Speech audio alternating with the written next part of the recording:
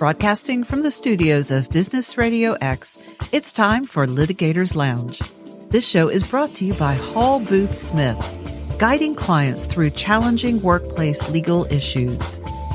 Now, here are your hosts. Hello, hello, hello. Hi, Shylie. Hi, Jackie. Good to see you. Good to see you too. How are you? I'm doing well. I'm getting ready to start doing my taxes and just got my W-2. You did? Well, that's exciting news. You know, the things that really thrill us as adults, right? No, that doesn't thrill me at all. I was hoping you'd have something a little bit more interesting to share, but we could talk about W-2s. I'm sure that people are interested. Yeah, I think that it's actually really pertinent because we're actually talking today about 1099s versus W-2s and who's an independent contractor and who's an employee. It's the age-old battle between gig workers, independent contractors, and employees. We've got ringside seats to this melee here in the Litigators Lounge. Here in the Litigators Lounge. So should I be drinking a more adult drink than a lychee martini when we talk about this? I can't conceive of a more adult drink than a lychee martini. I see yours has edible glitter in it. As per usual. And extra lychees.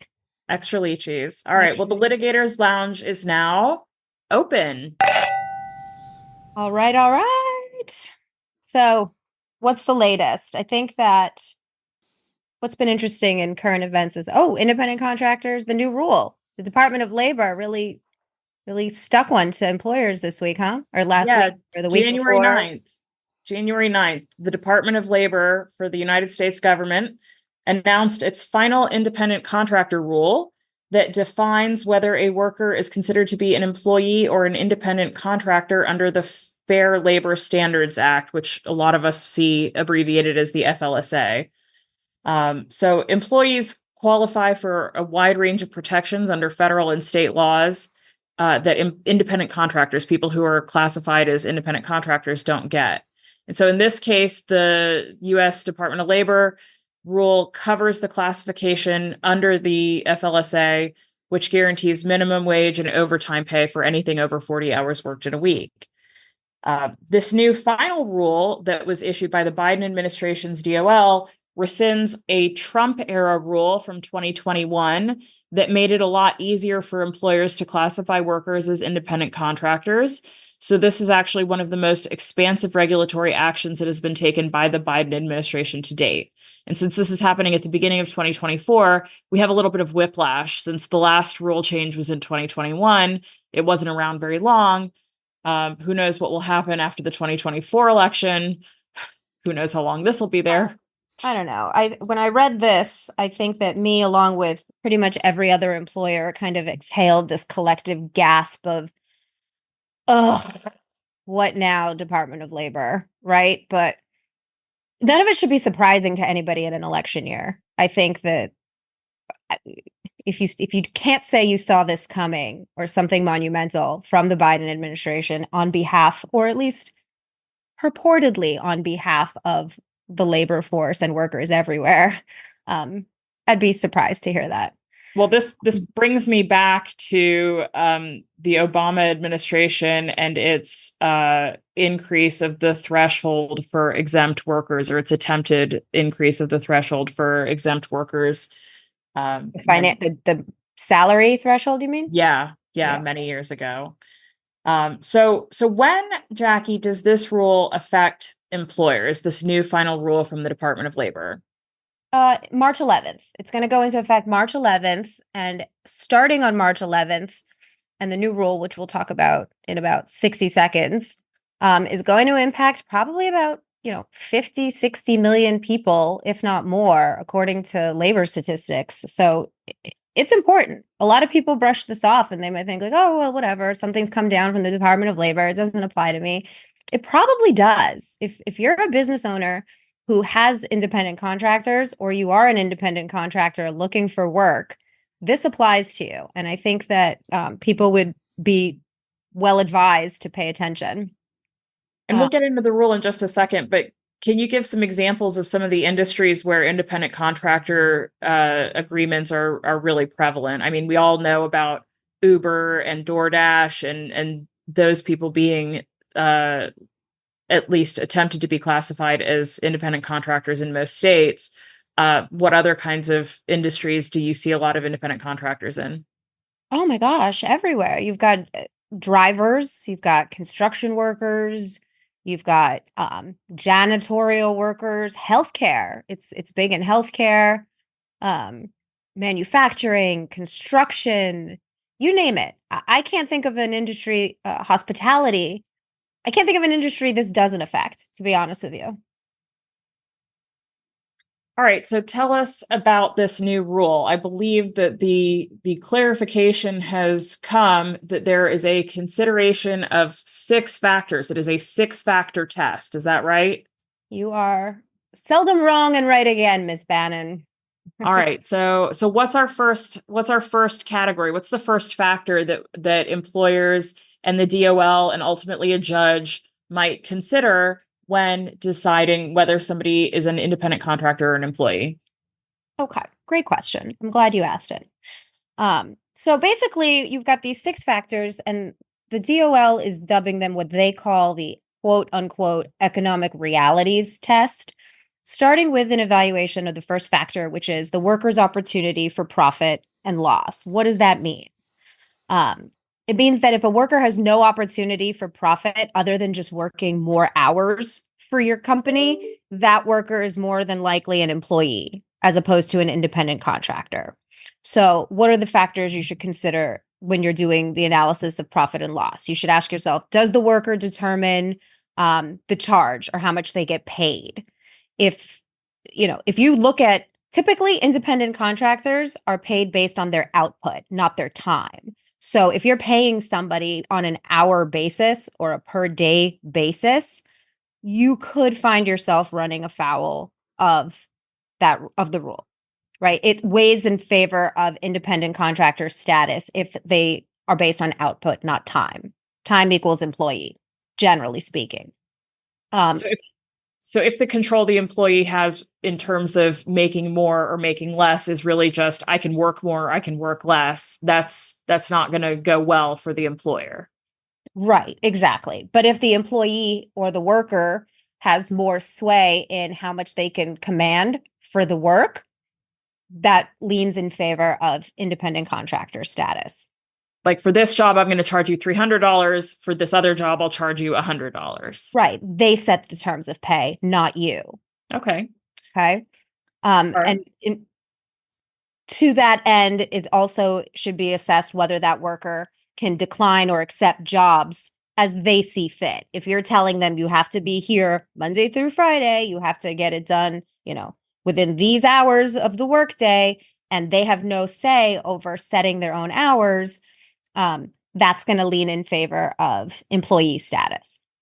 And that goes also into one of the other factors a little bit. There's some overlap between that with the fourth factor that we'll talk about in a little while, right? Which fourth factor are you referring to? The nature and degree of control over the performance of the work. That if the employer is the one who tells you when and where and how to do it, less likely to be an independent contractor. Right. So in that regard, and like you said, we're going to talk about that factor. That's more about controlling you and when you show up. As far as the control aspect of, the worker's opportunity for profit and loss, I interpret the new rule to sort of focus on does the worker have the option to hire somebody to assist them to complete their job? Do they determine their own staffing, their own how they do the work? And yes, there's overlap, but I think that, it does factor in a lot to the question of how they make their own money. All right. What's our second factor? The second factor is the investments that are made comparatively between the worker and the employer. So these look at sort of the capital or entrepreneurial investments that the worker makes. It includes the cost of the tools, the equipment that's needed to perform the job, the cost of the worker's labor, costs that the potential employer might impose unilaterally on that worker. So what are some examples of costs that won't really affect an independent contractor status versus some costs that would, or investments, I guess I should say, that would? Like if Oh, I you have a wish. construction worker who buys their own set of tools. I don't know that that would necessarily tell you one way or the other. Well, if you have a construction worker who buys their own tools, I think nowadays that's really prevalent. And for a long time, employers have argued, well, they provided their own hammer, they're independent. But with this new rule, because no one factor is dispositive, simply providing your own construction tools isn't going to get the job done, pun intended.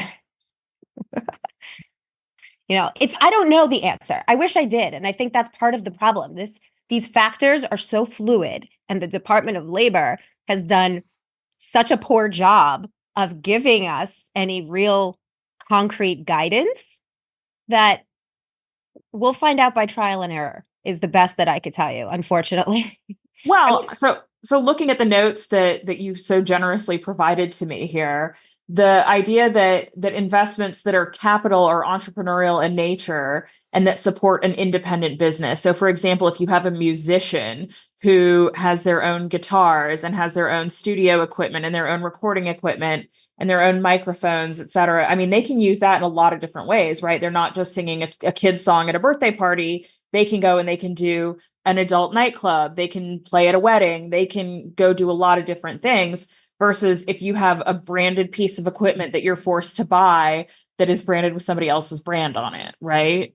Definitely. I think that's a really great example. And I think that the example of having a musician who performs at one venue and then goes on to another venue, you can perform weddings, you can perform bat mitzvahs. I mean, all of the other factors really come into play in your example. They have the ability to control what jobs they take. They have the ability to control when they work, other than, bridezillas who might say, nope, you're working my wedding on whatever day in sunny June.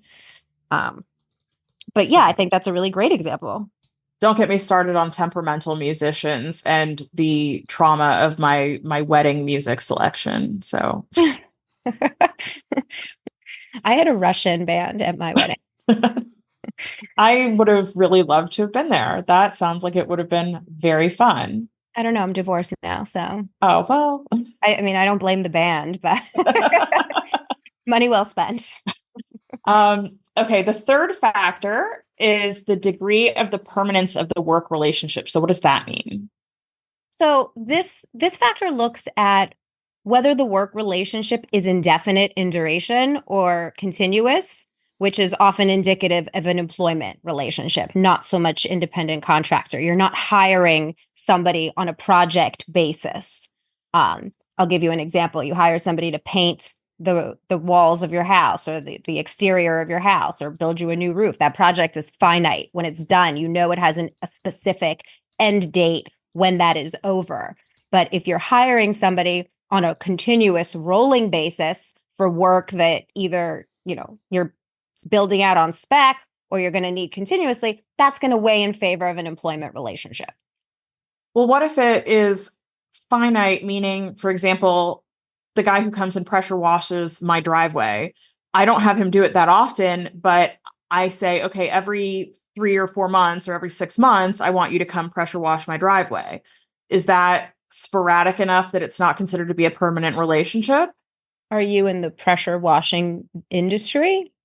No. You, Shylie Bannon, the attorney who owns a home, just wants to hire somebody completely unrelated to what you're doing to come as needed, pressure wash your driveway? Yes, but the reason I go there is because the next question is about babysitting. Like I have a child, and what if I have a standing date with a babysitter every Friday night that they're going to come babysit my child? Because there's a big debate amongst the moms in my local Facebook mom group about whether nannies and babysitters are W-2 or 1099 employees if they are getting paid over the counter at all. Yeah, I mean, that's a subject and the point that you're raising is one that many people, I'm sure, have raised in support of their arguments that they should be classified as employees. And conversely, I, along with other defense attorneys, would argue, well, you're not, because while there's no necessarily finite end date to when the services might conclude, you are not regularly on my payroll. This is good. You do your business. You have the opportunity to take on other work. Your nanny, your pressure washer might take on other jobs for other people in which you have no say. You don't provide them with the tools which they need to pressure wash your driveway. You'd look at all of the other factors. And that's where the tests become important, because it's not going to ever be just one thing that you focus on to determine your classification. It's all of them. So what you're telling me is we need to zoom out. We need to look at all of these factors and keep going and not just focus on the third. What I'm telling you is you might have a lot of people on your payroll between your nannies and your pressure washers. You could run a little like Shylie village. Listen, I have to outsource a lot of my life, okay? And it's better for all of us that we do that. And it's better for my marriage that we do that also. The Department of Labor, you keep putting yourself out there. You'll have the Department of Labor coming in doing an audit. Oh, no. For your staff. Oh, but no. what are they going to consider next? All right. So we've got three. We've got the degree of performance. We've got investments and capital. We've got opportunity for profit and loss. What's next? The nature and degree of control over the performance of the work. So how much of a micromanager is your manager? Ooh. I don't know. Ask anybody who I've ever worked with, and they might tell you that that Jackie is an employer of everybody. The control is real. So the control factor was previously considered what is the core factor. This is kind of the like number one thing that agencies and courts looked at to determine whether somebody was an independent contractor or an employee, which is that level of employer control. Does the employer control all of the work? Does he control the economic aspects of the relationship? Like we talked about earlier, setting prices and rates. That control component has historically been the lens through which we view most of these misclassification claims that we've handled. The Department of Labor has kind of taken this and moved away from it being the core factor and made it as 1 out of 6. None of these factors weighs heavier than another, according to the 2024 rule. In theory. The relevant factors here that you would want to look at are the same as they ever were. It's the worker's schedule. It's whether the employer supervises the performance, which includes technological supervision. In this day and age of remote work, technological supervision still counts. There's employers who've got remote workers and they log in, clock out. They'll, have keyboard stroke technology to see who's actually doing the work. Whether you limit the employees or the workers' ability to work elsewhere, or you have the authority to discipline them. That's a really important component, that disciplinary action component. Well, so when you're talking about control, though, I mean, what actually is considered to be control? And I know you gave us some examples, but if you think, for example, there has to be some sort of standardization amongst a service that's being provided. So if let's say Uber, for example, or DoorDash or Uber Eats, which I actually used this afternoon for my lunch. I know. $7 million. I'm sorry? Did it cost you $7 million? My husband listens to this podcast, so I really don't want to talk about how much I spent to have my 6-inch Subway sandwich delivered to me rather than walking to go get it. I'm going to plead the fifth on that. But when you're ordering through that app, you kind of expect the same conduct from all of the different drivers who may drop off your food or who may pick you up, right? There is some standardization. And I know that some of these apps, they actually give the drivers the routes that they need to take to get you from point A to point B. And I think that all of that goes to that element, right? You work for the Department of Labor now? Well, no, but I'm just curious if that's one of the things that happens when these debates happen in cities and in other places that are looking at these employees as not independent contractors, but as employees. Well, I think now I don't represent Uber or DoorDash or Lyft or any of those companies, but I think that's always been the argument and that they've had, especially out in California, which is how much control they retain over their drivers. And they've had a lot of success in recent years, and they've achieved what they set out to do, which was prove that these drivers are independent, that just because you tell them there's a route that you have to go or a time by which you have to get something delivered, that's not by itself dispositive of whether or not you're an independent contractor. That may be a tool that is just helping you do your job more efficiently or doing your independent contracting work more efficiently. Right. And overall, big picture, the drivers do have their own cars. They do get their own insurance. They do decide what they want, what days they want to deliver. Nobody, as far as I know, I suppose I can't speak for Uber, but as far as I know, the drivers can decide what days they want to work. Do they want to be full-time, part-time?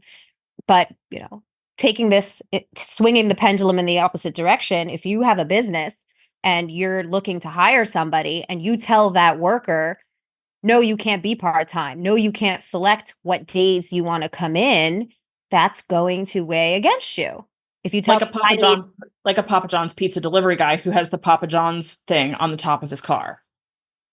I'm not entirely familiar with Papa John's. Is that pizza? Yes, is that not something that, well, you're in New Jersey, which is the land of good pizza. Yeah, okay, exactly. All right. You saw what I was doing there, right?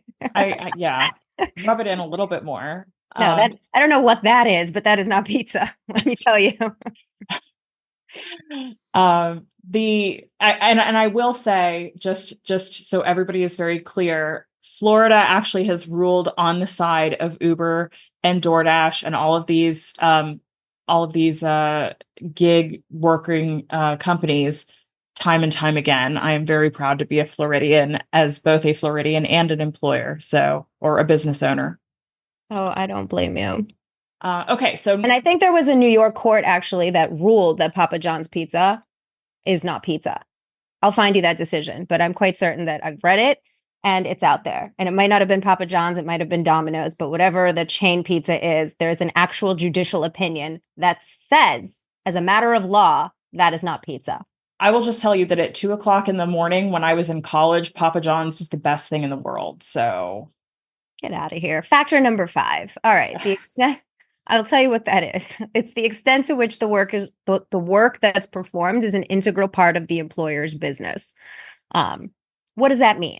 So does it mean not that the individual themselves is integral to the business? Obviously, you're going to have that with every situation, and that worker will always be integral in to some degree. Integration means, is that work, the tasks that the employee or the worker is doing, are they necessary so that your business can actually function, so that it is the business itself? And I'll give you an example. Let's say you're a web design company that hires a programmer as an independent contractor, and you classify that person as such, right? But that programming is integral to your business. There's an argument to be made that without that person, your business wouldn't function. Or a law firm, you have to have lawyers, right? You're not going to have it most likely independent contractors on your payroll because those workers are integral to your legal function. Does that make sense? Sure. Yeah, but there are some lawyers that you can hire on a contract basis to do things for you. You sure can. You sure can. But if you're telling them they have to be in your office Monday through Friday, 40 hours a week or 1,000,000 hours a week, as the case may be, you're going to have a tough sell. If the nature of your work overlaps with the work that that person is hired to do, more than likely you are going to have an employee. A lot of companies think, well, I'm just going to be dispatch. I'm going to be in the business of, let's say, painting houses, and you'll call, XYZ company painters. We will come, we'll service, we'll do everything, but you're going to outsource all your painters. More than likely, you're going to have a problem because all the painters are integral to the job that you're marketing yourself as doing for your client base. Now, what if you change that hypothetical and change it into, we are not the ones who paint the house, but we will connect you like a Mr. Fix-It. We will find the service that you need for your house. In that regard, if you're disclosing that you're just the third-party relationship broker, I think you'll be on better footing. I mean, you've got Angie's List. You've got, what's the other ones? All of them. All the house repair companies, the handyman companies. I think that they've been pretty successful in maintaining the boundaries between employees and independent contractors. They don't purport themselves to be the ones coming out. They're just saying, we're going to charge you an excessive fee, much like the delivery of your sandwich. And, we'll save you the hassle of trying to vet somebody and find somebody yourself. That's the business. They're in the business of doing basically the background checks. You would hope, at least, right? One would hope. One would hope. And so what's our last one? What's our last factor? The last factor is the use of the worker's own skill and initiative. So this looks to what the specialized skill is that's required for the job that's being done. Obviously, the less specialized skill that's required for the job, and the more dependent that worker is for on-the-job training and getting help in specializing their own skills, the more likely the individual will be considered an employee. Can you give us some examples? So I would tell you, if you require training, let's say you have a fitness repair business, you repair gym equipment and you hire somebody to repair treadmills, but they come to your company and they have no idea how those treadmills are repaired. Then more likely to be an employee. They'll argue. Okay. But conversely then, lawyers, theoretically, we come with a lot of our own specialized skill and training and experience, right? Right. So if you stand on your own 2 feet and you as a worker are independent, the skills that you bring to the table are highly specialized. You don't need training. You don't need you don't need to get on the job experience to excel in your field. The more likely you are that it's an independent contractor. But you would have to, again, weigh all 6 of those. You'd have to look at everything. No one factor is particularly determinative. And if you ask the Department of Labor now, according to the new rule, they'll tell you it's 6, but there's actually a 7th. There's a 7th catch-all gotcha factor that the Department of Labor hasn't even decided what it is yet. It's this kind of, even if all 6 of those that we talked about militate in favor of contractor status, the Department of Labor will still come in and say, well, there's other factors. We haven't figured out what those might be yet, but we want to clip you and get you on misclassification, and we'll decide what those are later. So they just say additional factors. Good luck. It just says additional factors. Yeah. That's like the IRS when you ask, how much do I owe in taxes? And they say, we're not going to tell you. You've got to guess. And if you guess wrong, you're going to jail. Yes. That's exactly what it is. Well, somewhere in the government, they talk amongst themselves. You've got government workers. Assuming that they're there after 10 a.m. on a Friday. Before 10 a.m. or after, I guess. Yeah, that's true. So tell me what you think. What do you think of the new rule? Well, in theory, since it's been around for precisely 15 days. I don't know math. Yeah, 15 sounds about right. Yeah, I became a lawyer because I was very bad at math. It sounds like it actually will give employers the opportunity to present a more complete picture because it is de-emphasizing the core factors like we were discussing earlier. How it shakes out, I think ultimately this is going to create some uncertainty and some confusion for employers, especially at the beginning. And there are some ambiguities. Again, going back to that 7th factor. Why are you being so nice? I feel like you're being just like unnecessarily politically correct of the Department of Labor. I don't know who's listening. Terrible. I don't know who's listening. I said, I'm doing my taxes right now. Yeah, well, if anybody at the Department of Labor is out there, I would like me, Jackie Voronov, I will tell you that I think that this rule needs a lot of work. I think that if it ain't broke, don't fix it. We've complicated everything. It's muddied the waters. I think it's completely unnecessary. But that's just me. What do I know? Who am I? I'm no one. Well, I think that it makes it a much more expansive definition of what an employee is, right? Does it? Or does it blur the definition and make it completely impossible to figure out who the heck an employee is? I mean, the Department of Labor has applied some variation of these factors for more than 70 years. And they've touted themselves as having great success. I think that all this does is cast a wider net and make it more difficult for employers to establish what is genuinely an independent contractor relationship.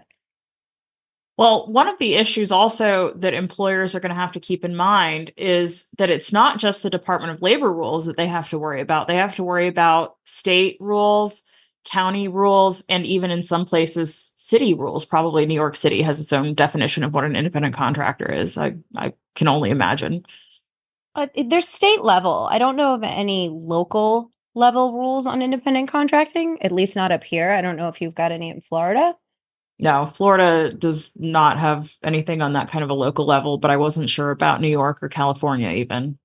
I mean, California and New Jersey are pretty similar. And I think this is why Uber has had such great and Lyft have had such great success in addition to lobbying efforts, certainly. But in New Jersey, we've always had what's called the ABC test. And the ABC test has always looked at, the level of control, whether the work is performed in the usual course of business for the employer, and whether that individual is engaged in their own independent, established trade or occupation. So 3 out of 6 of these have always been the law. And I think that although they broke it down into 6, most courts have always, to some degree, looked at these factors anyway. I really do believe that this is a if it ain't broke, don't fix it kind of situation. And courts will still continue to apply their judicial precedent regardless. This law only applies to the FLSA, just to be clear. It doesn't change state laws. I think it only serves to confuse them. Well, do you think that even state courts will start looking at the DOL laws as sort of guidance or instructive in applying this even with their own standards? Depends on the judge, depends on the venue and the jurisdiction, certainly. It's not precedential. Are you giving me a lawyerly answer? It depends? I mean, yeah, a little. There's no requirement that any judge on any bench in any state give deference to the Department of Labor on anything. It's just guidance. I think that unless the Supreme Court finds this summer that agency rules do apply as precedential, but judges are free to disregard this. They won't. I mean, the Department of Labor guidance and their rules are fairly instructive on how they should find, but courts who have always applied the ABC test most likely will continue to apply it in the right manner. All this does is open the door for additional litigation, if in my case, in misclassification lawsuits. Well, so the Department of Labor classification in terms of an independent contractor versus an employee, that matters for things like taxes, right? Federal taxes, state. Well, the IRS has its own classification requirements. Well, good. Let's make it a little more confusing. It matters for overtime, right? This matters on a federal level. It matters because if you're interpreting how to determine your compliance with the FLSA, the Department of Labor's guidance matters. If a judge in New Jersey is sitting here trying to interpret New Jersey's Wage Payment Act, this is not binding on that question. And the FLSA covers payment of wages. Yes, minimum wage and overtime. Right.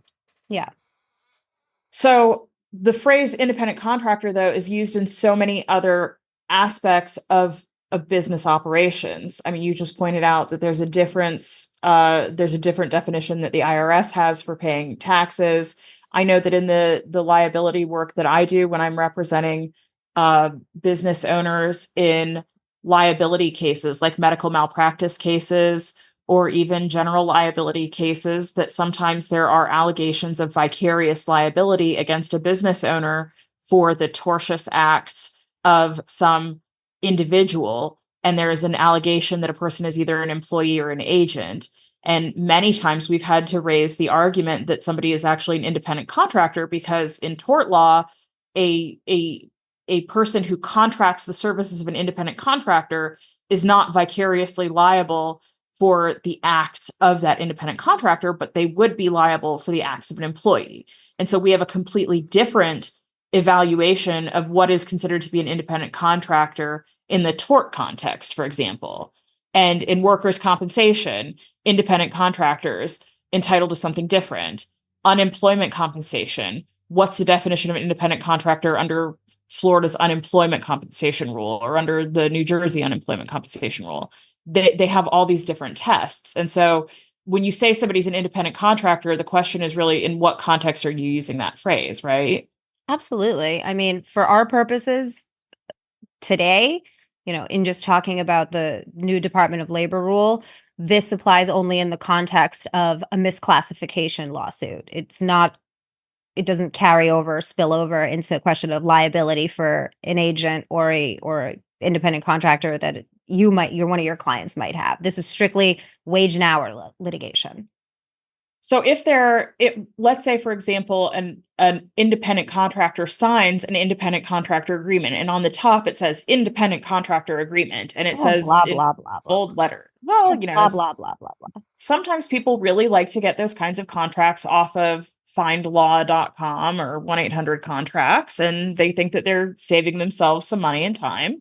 It's adorable. It's adorable. You're the cutest little thing I've ever did see. I mean, just because you write it on a piece of paper, it doesn't mean it's true. And the courts across the board will tell you your piece of paper does not matter. Call it what it is. You can write on a piece of paper, the sky is green. Doesn't make the sky green. They're going to look at the totality of what the relationship is. But all of the legal experts on my Nextdoor app have told me otherwise. I understand. I know. It's crazy. It's insane to me. I don't know why you can't just get away with these things. Blame the Department of Labor. So let's say you're a really responsible business owner. And you see this new DOL guidance come out, and you have a lot of people who have been working for you under the independent contractor arrangement for pay. And maybe you want to be proactive and you want to make sure that you're doing the right thing. What would you suggest business owners do in order to evaluate the independent contractor relationships that they have to see if they need to make changes, other than obviously maybe have a conversation with an attorney licensed in their jurisdiction who has expertise or practices labor and employment law? Why do you ask me the question if you know the answer that I'm going to say to you? Obviously, the most important thing you can do, or the best thing you can do, is consult with legal counsel in your jurisdiction, because they'll work with you to review the final rule. They'll work with you to ensure your classification policies are up to snuff. They'll review the job description. They'll review the worker duties. They'll review your pay structure. They'll review the full panoply of circumstances, and then be able to make a proper assessment as to whether you're in compliance with the rule. Bearing in mind at all times, the penalties are pretty severe. So an ounce of prevention really is worth a pound of cure, because if you're found to be misclassifying employees, you're on the hook for back pay, you're on the hook for penalties, you're on the hook for liquidated damages, and a whole host of other damages. It's just too expensive not to. So the best thing you can do, review your workforce, review your policies, review any agreements you might have, and just to be on the safe side, have a third party review them. It's just, like I said, it's the best thing you can do. All right. Well, I think that we are running out of time, but this has been a very robust conversation, and makes me happy that all I have to deal with is my W-2 rather than figuring out all of these complicated rules as I do my own taxes. Well, yeah, I'm just thinking about all the people out there who are actually independent contractors, and now they're being told, congratulations, you have no more independence. You're now an employee. Forget about being your own boss. Have fun, go back to the 9-to-5 grind. You're no longer a fearless freelancer. I think we're going down a dangerous road here, but that's a podcast for another day. Well, I think that there's a lot to unpack with independent contractors, and I'm sure that we will revisit this topic, who knows, maybe with the next election year. Well, I could tell you my mother's opposed to it. She's already sent an email. To Litigators Lounge at hallboothsmith.com. I didn't see that one. The Department of Labor. Oh, good. As a business owner, she's very upset. All right. Well, we will be back in a few weeks with our next topic. But if you have any questions, our listeners out there who are listening, including Mrs. Voronov, please do not hesitate to reach out to us at Litigators Lounge at hallboothsmith.com. And stay happy out there, stay warm, and enjoy whatever beverage you are bringing to the Litigators Lounge next time. Thank you so much. Bye, Shylie. Bye. Thank you for joining us on Litigators Lounge. This show is brought to you by Hall Booth Smith, helping clients navigate the complexities of workplace legal issues. For more information, go to hallboothsmith.com. Litigators Lounge is a production brought to you by Hall Booth Smith. This podcast is published for the purposes of providing general information and education on topics which include those related to the law and legal issues. But the contents of this podcast do not constitute legal advice. Listening to this podcast or utilizing the information contained in it in any way does not constitute, nor does it create, an attorney-client relationship between you and Hall Booth Smith or its lawyers. The contents of this podcast should not be used as a substitute for competent legal advice from a professional attorney licensed in your jurisdiction.